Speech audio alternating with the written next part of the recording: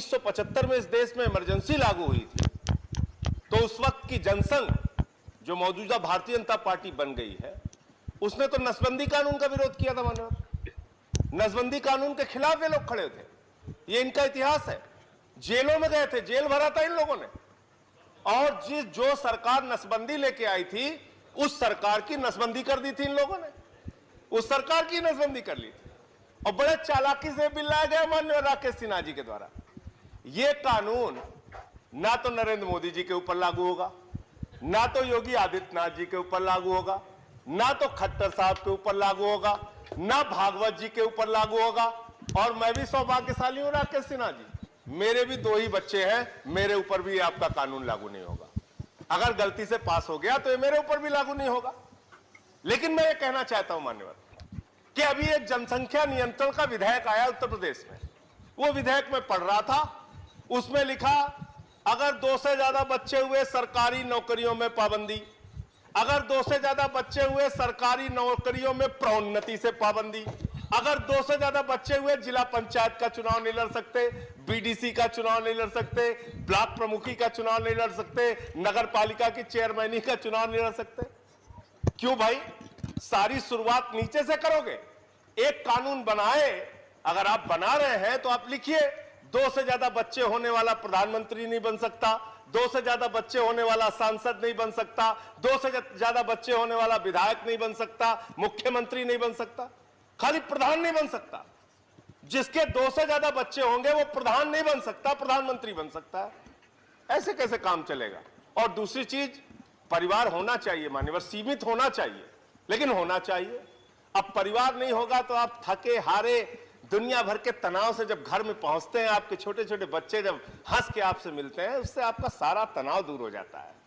जब परिवार होता है तो आपको चिंता होती है बच्चे की फीस की, आपको चिंता होती है नौजवान होने पर उसके रोजगार की, आपको चिंता होती है बहती हुई बढ़ती हुई महंगाई की, आपको चिंता होती है बेरोजगारी की, अशिक्षा की, स्वास्थ्य की व्यवस्था की। मानव इसलिए परिवार होना बहुत जरूरी है और परिवार का महत्व हम सबको समझने की आवश्यकता है। मान्यवर, मैं यहां तक देखता हूं, ज्यादा लंबी बात नहीं करूंगा, कि माफियाओं में भी एक अलिखित समझौता होता है कि भाई हम लोग आपस में लड़ेंगे लेकिन एक दूसरे के परिवार को नहीं टच करेंगे।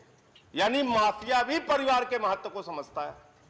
लेकिन बहुत दुर्भाग्यपूर्ण घटना हुई पिछले दिनों मान्यवर। 2 दिन पहले बहुत ही दुर्भाग्यपूर्ण घटना हुई और आप लोगों से हाथ जोड़कर निवेदन करना चाहता हूं। हम लोग राजनीति में हैं, एक दूसरे से लड़े, चुनाव लड़े, जीते हारे, जो भी परिणाम आए कोई बात नहीं, लड़िए, ये आपका अधिकार है, हमारा भी अधिकार है, हमसे लड़िए। लेकिन अभी 2 दिन पहले क्या हुआ?